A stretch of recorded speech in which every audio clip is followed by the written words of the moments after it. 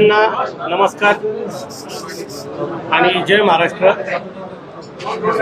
मी बालपणापासूनच राष्ट्रीय स्वयंसेवक संघाचा स्वयंसेवक आहे, परंतु महाराष्ट्र नवनिर्माण सेना चित्रपट सेनेबरोबर आणि माननीय राजसाहेबांबरोबर गेली 20 वर्ष काम करत होतो।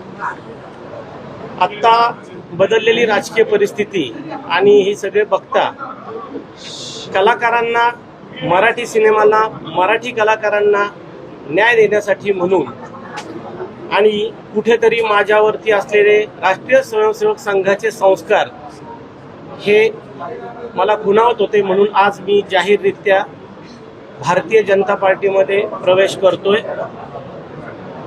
भारताचे पंतप्रधान माननीय नरेंद्र भाई मोदी ज्या कणखरपणे देश चालवत आहेत, त्याचप्रमाणे आपल्या या महाराष्ट्र राज्यामध्ये मराठी असलेले कलाकार, मराठी असलेले सिनेमा कलाकार, मराठी सिनेमा आणि त्याच्याशी संबंधित असलेल्या ज्या काही अडचणी असतील त्या राज्य शासन आणि केंद्राच्या माध्यमातून माझा सोडवण्याचा प्रयत्न असेल। आणि या निमित्तानं मुख्य प्रवाहामध्ये काम करून, जसं संघामध्ये सर्वत्र मानलं जातं की राष्ट्र प्रथम, देश हा सर्वोच्च ठिकाणी ठेवून काम केलं जातं, त्याच तत्वावरती आज विश्वास ठेवून मी माझ्या सर्व मित्रांसह इथं प्रवेश करतोय।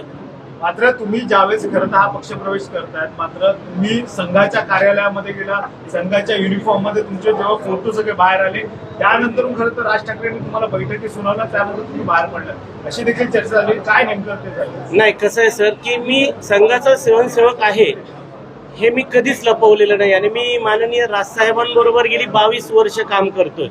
सोशल मीडिया आता 15 वर्ष आले, त्यामुळे त्याच्यावरती तुम्ही जर पाहिलं तर प्रत्येक दसऱ्याच्या संचलनाचा माझा फोटो असेल, कारण कुठल्याही बाकी उत्सवाचा संबंध येत नाही। परंतु राजसाहेबांनी सुनावलं वगैरे असं नाही, कारण ते कुटुंब प्रमुख आहेत आणि राजसाहेब हे खूप मोठे आहेत, त्यामुळे त्यांनी काही बोललं तरी एक कुटुंब प्रमुख या नात्याने आम्ही तेवढंच खिलाडू वृत्तीनं ते घेतो।